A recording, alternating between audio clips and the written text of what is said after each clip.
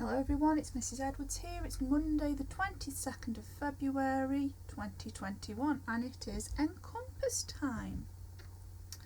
So to begin our Encompass lesson today, let's just do a little bit of an anchor skill check. Think back to before half term. What were the three different types of pyramid? So there was three different sorts, wasn't there? Have a little think, pause the video, have a think. What type of pyramids were there?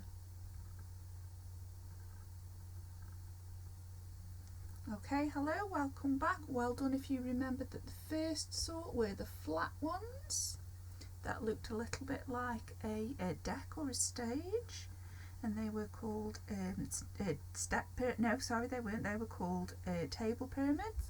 And then we had the step pyramids, and the step pyramids were the ones that looked a little bit like when you're building in Minecraft, a little bit like blocks one on top of the other. And then the sort that we are now used to, the famous sort, are the flat-sided ones like the ones you would see in Giza. So today we are going to be starting a transition from our ancient Egypt work into our modern Egypt work today, and we are going to be talking about the man who discovered Tutankhamun's tomb and made Egypt rather famous, okay? And his name was Howard Carter. As you can see, there we go, we've got lots of lovely vocabulary all relating to our topic today. So, who was Howard Carter? Howard Carter was a British Egyptologist and archaeologist. He became famous after making an incredible discovery in the Valley of Kings in Egypt.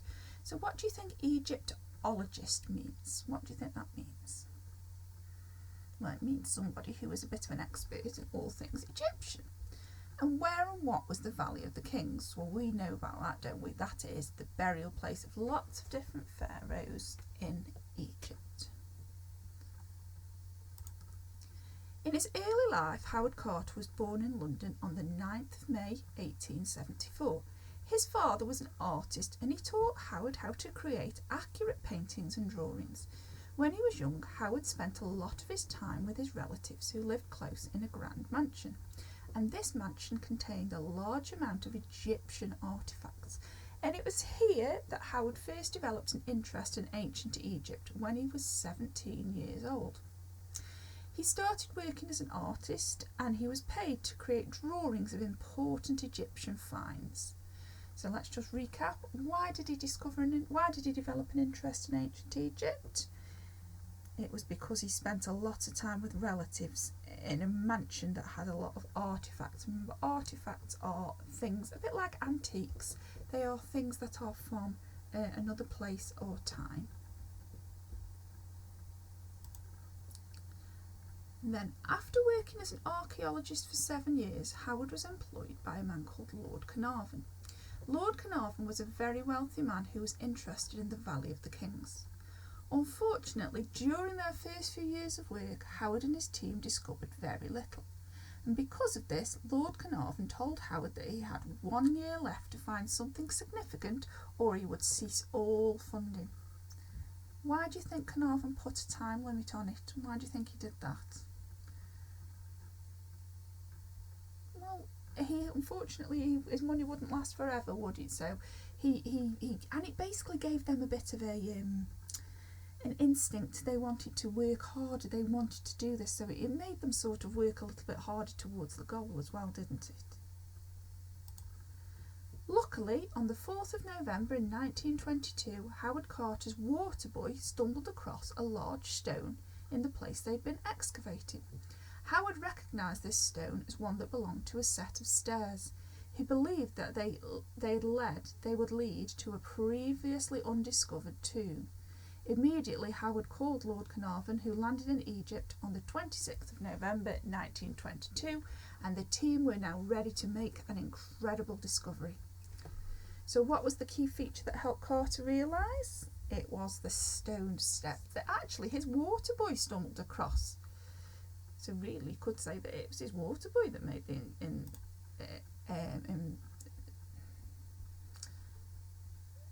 discovery.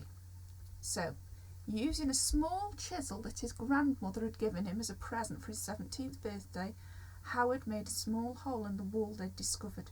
When Howard looked through the hole in the wall, he could see hundreds of golden objects. When Lord Carnarvon asked Howard Carter what he could see in the tomb, Howard replied, "Wonderful things." What would these golden objects have been? Think about what we know about Egyptian tombs and what happened in them. They would have been the wealth and the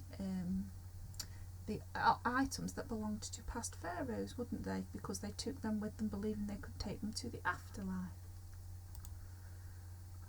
After the discovery, Howard continued to work, and on the 16th of February he opened a sealed door within the antechamber. Remember, that is a side chamber, isn't it?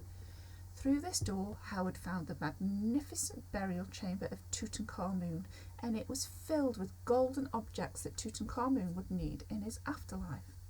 One of the most notable objects in this room was Tutankhamun's golden sarcophagus. And for the next 9 years, Howard worked hard to document every one of the 1,000 objects buried with Tutankhamun. He drew each object, as well as diagrams showing their positions within the tomb.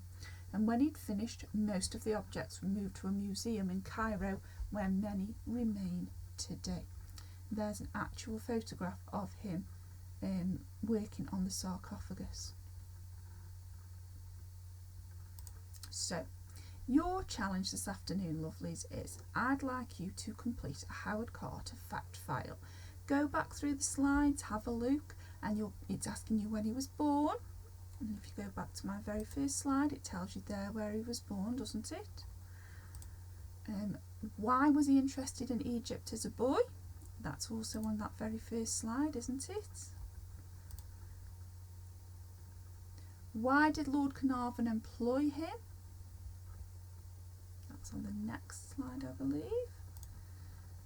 Yeah, there we go.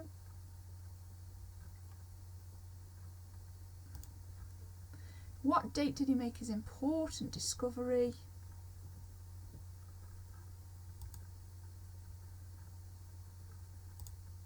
Oh, there we go. What did Carter do after his discovery? Who did he contact? Who did he get in touch with? And what phrase did he use to describe his discovery?